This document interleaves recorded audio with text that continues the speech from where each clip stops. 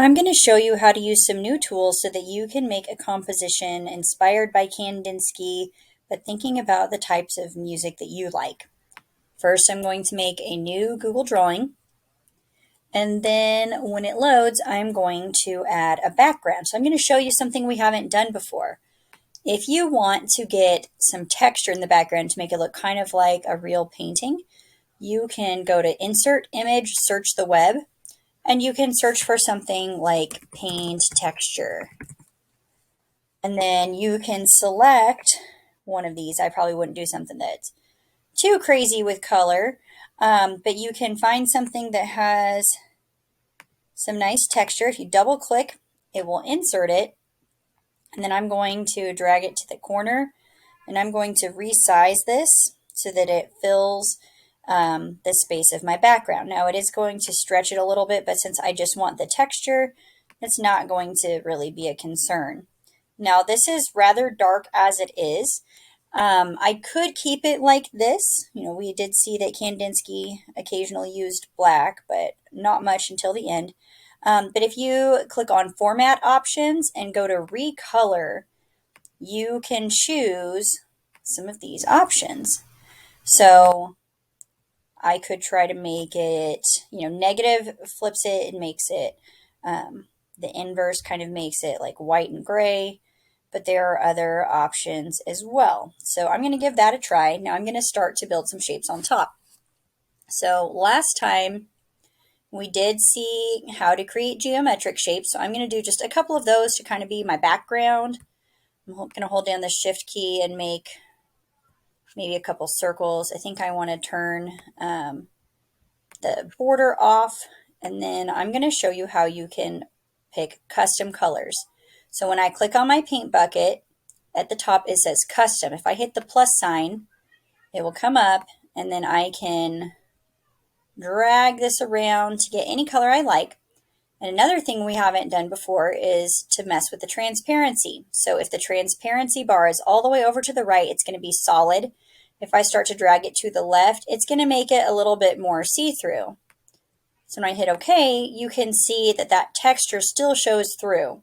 So that's something that you can experiment with. Remember, you can duplicate a shape if you do Control C and Control V. Then you've got a copy of it. I could resize it then, and I could change the color if I want to. So I could go ahead and plan like a kind of a custom color scheme if I wanted. I can think about, a type of music, or if you can't really decide on a specific type of music, at least think about getting kind of a visual rhythm. So it's a good idea to start with maybe some bigger shapes towards the background. Maybe I'll do a triangle here. And this time I want to show you a gradient. I'm going to turn that border off for now. You go back to my paint bucket, and instead of keeping it on solid, I'm going to move to the right where it says gradient. And I can choose any of these if I want to, or at the bottom I can pick custom. Now, most of the default ones are radial, where it looks round, but I kind of like the linear. So you can change that and preview it either way.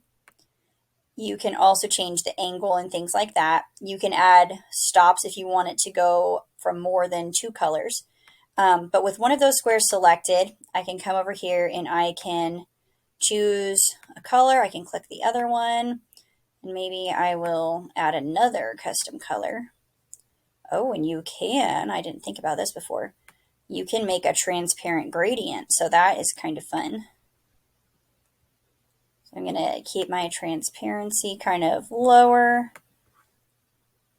All right, and I'm going to hit OK. And there I have my triangle that's going from the blue to the green, and it's a little bit see-through. So I really like that. If I want to rotate it, remember the little line with the circle at the top, whoops, the blue line with a little dot, I can drag that and rotate. Okay, I'm going to drag this up so it doesn't go off the edge. All right, so I can create some more, and then I will be back to show you some more things to try.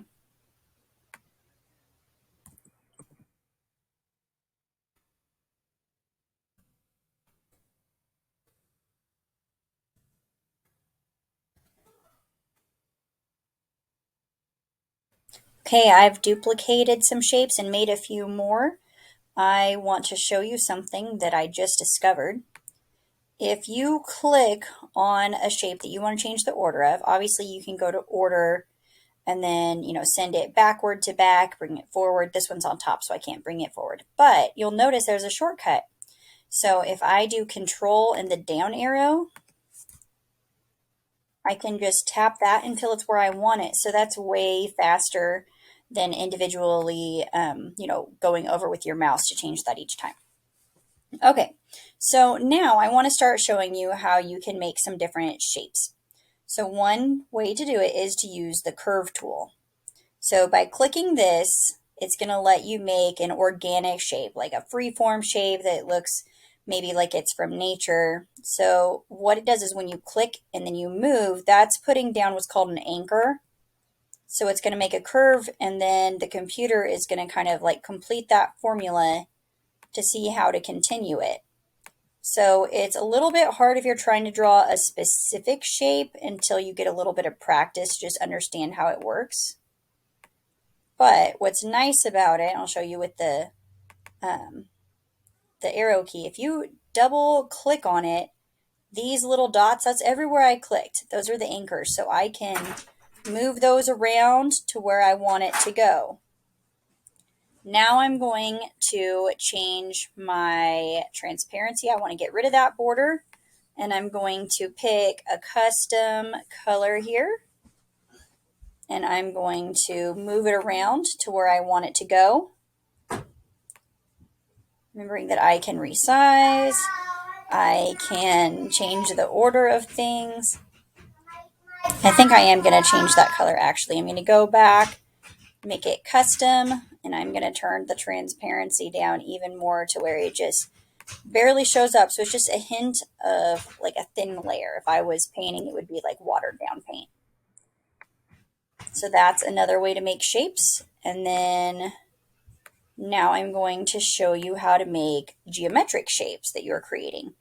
So going back over here in the line category, and I'm going to click polyline. This will let me make straight edge shapes. So you can make whatever kind of shape makes sense for your composition, and then when you click, it closes it off. So I would obviously change the colors if I was going to leave that. I don't think that really goes with my composition. The other thing you can do is make just kind of an angle, and you don't have to close it all the way. So maybe if I do like a big V, like I'm going to make it a triangle, but I stop. If I double click, now I'm going to come over here to my paint bucket and pick a color. Oops, maybe if I click my arrow, it'll stop.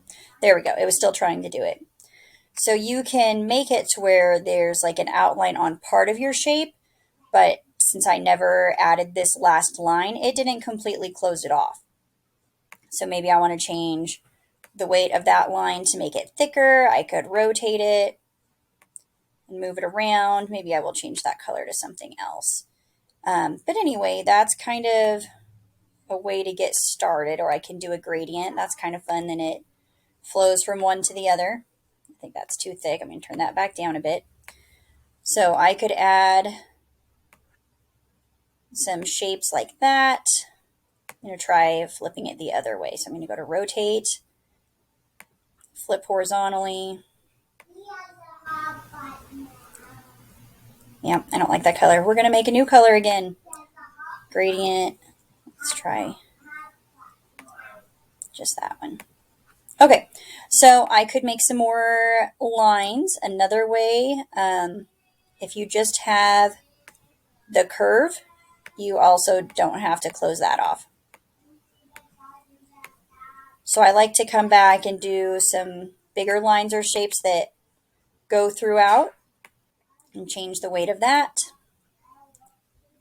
And the one last thing I'm going to show you real quick before I run out of time on the recording, this scribble will let you make just short lines, and obviously you can change the width of that. So play around, make something cool, think about creating a visual rhythm, think about colors that go together, and make something really cool.